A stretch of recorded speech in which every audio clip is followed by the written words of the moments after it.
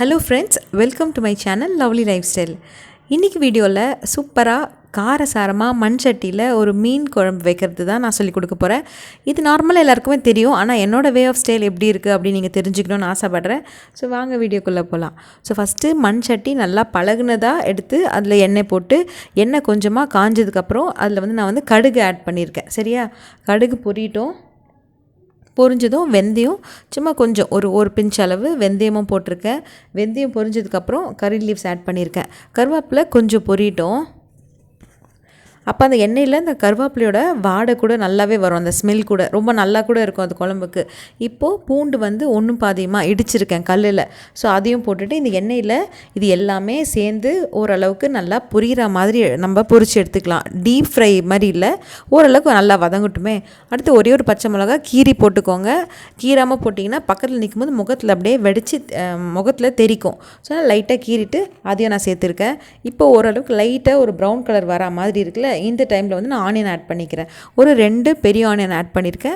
மீன் குழம்புக்கு பெருசாக கட் பண்ணணும், சின்னதாக கட் பண்ணணும் அப்படி இல்லை, உங்கள் இஷ்டம் தான்.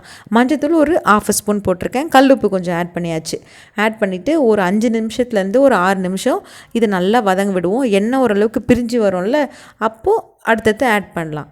இப்போ எனக்கு எண்ணெய் கம்மியாக இருக்கிறதுனால நான் இன்னும் கூட ஒரு 2 ஸ்பூன் ஆட் பண்ணியிருக்கேன். மண் சட்டி அப்படிங்கிறதுனால நல்லாவே ஹீட் ரொம்ப அப்சர்வ் பண்ணும்.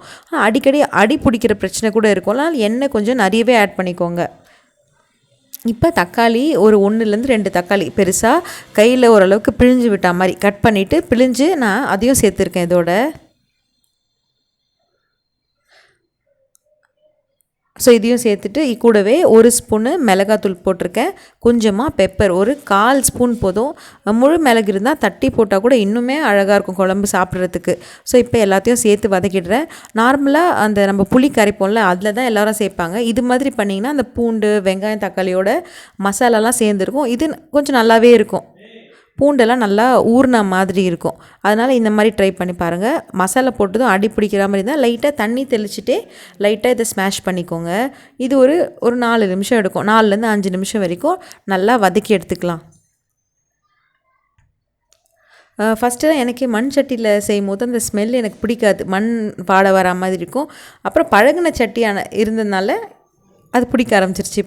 இப்போ பேலன்ஸ் மஞ்சத்தூள் ஒரு 1/2 ஸ்பூன் ஆட் பண்ணிவிட்டு மிளகாத்தூள் 2 ஸ்பூன் எவ்வளோ வைக்கிறீங்களோ அந்த அளவுக்கு ஏற்ற மாதிரி காரமும் உப்பு மஞ்சத்தூள் ஆட் பண்ணி இந்த புளி கரைசலையே நம்ம கைவிட்டு நல்லா பிசைஞ்சு வச்சிடணும். இந்த பக்கம் ஃபுல்லாக ஸ்மாஷ் ஆகிடுச்சு நம்மளோட என்ன சொல்கிறது, பூண்டு வெங்காயம் பச்சை மிளகா கறி லீஃப் தக்காளி எல்லாமே. ஸோ இப்போ நம்ம கரைச்சி வச்சோம்ல அந்த புளி கரைசல், அதையும் இது கூடவே சேர்த்து நான் இப்போ ஆட் பண்ணியிருக்கேன். இன்றைக்கி நான் மாங்காய் ஆட் பண்ணலான்னு இருக்கேன். அதனால் புளி கொஞ்சம் கம்மியாகவே இருக்கட்டும். இப்போது கொதிக்கிறதுக்கு முன்னாடியே கொத்தமல்லி நான் ஒரு கை அளவு எடுத்து ஆட் பண்ணிட்டேன். ஆட் பண்ணி ஒரு 5 நிமிஷத்தில் இந்த மாதிரி கொதி வரும்போது மாங்காவை நான் போட்டுருவேன். மாங்காய் எப்போவுமே மீன் குழம்புல போடும்போது டேஸ்ட் பண்ணி பார்த்துக்கோங்க. ரொம்ப புளிப்பாக இருக்குது மாங்காய் அப்படின்னா கொஞ்சம் புளியை நம்ம கம்மி பண்ணிக்கணும், புளியோட அளவை.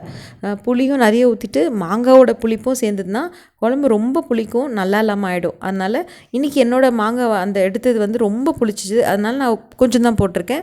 புளியும் அதுக்கேற்ற மாதிரி ஆட் பண்ணியிருக்கேன்.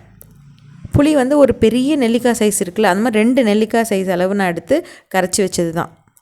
ஸோ இப்போ ஓரளவுக்கு மாங்காய் வெந்ததுக்கப்புறம் தான் மீன் ஆட் பண்ணணும். ஸோ அதனால் இது ஒரு 10 மினிட்ஸ் ஆகும். இப்போது ஒரு 1/4 ஸ்பூன் வெல்லம் சேர்த்துருக்கேன் நான். இது உண்மையாகவே சொல்கிறேன், இந்த வெல்லம் சேர்க்கும் போது அது ஒரு தனி டேஸ்ட்டை கொடுக்கும். அதனால் வெல்லம் சேர்த்து ட்ரை பண்ணி பாருங்கள். இப்போ ஓரளவுக்கு நல்லா கொதிச்சிருச்சா, குழம்பு கொஞ்சம் கெட்டியாக ஆகிற மாதிரி திக்காகிற மாதிரி நமக்கு தோணும் போது நம்ம ஃபிஷ் ஆட் பண்ணிக்கலாம். இப்போ என்னோடய குழம்பு நல்லா கெட்டியாகிடுச்சு, திக்காக இருக்குது.